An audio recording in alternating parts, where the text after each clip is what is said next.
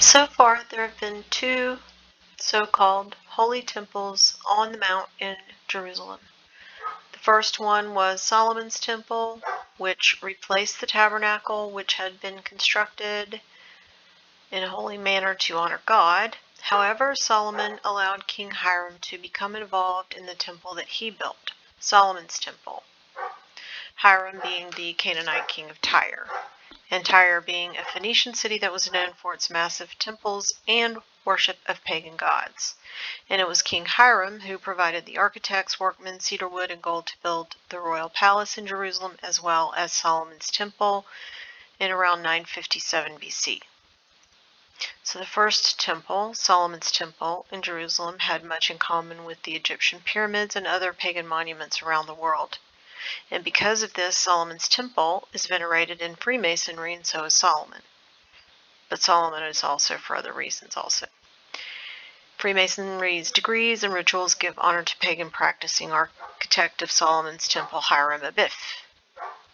And those Israelites, the Israelites were placed under those masons from Tyre as a form of type of slave labor to build Solomon's temple. And the result of all this was Jerusalem falling into idolatry, in part because of this craft that came over from Phoenicia or Tyre. And then Solomon's temple was completely destroyed by Babylonian king Nebuchadnezzar around 586 BC, which was prophesied by Ezekiel because the Lord said he was against Tyre in Ezekiel. And then, about 100 years later, the second temple was built.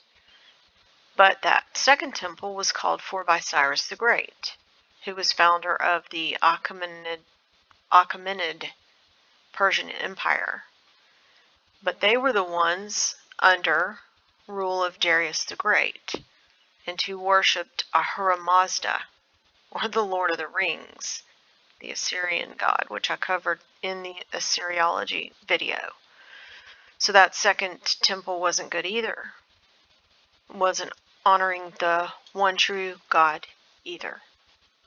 And then the second temple was destroyed during the Roman siege of Jerusalem in 70 CE. So then there's this plan that everyone talks about to build the third temple, one which they're planning for or have been planning for, and with the red heifers and all that. And this third one is definitely going to be funded and supported by the Zionists. See my video titled Jerusalem.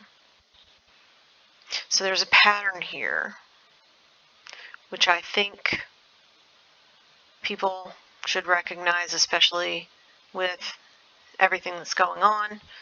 So thanks for listening.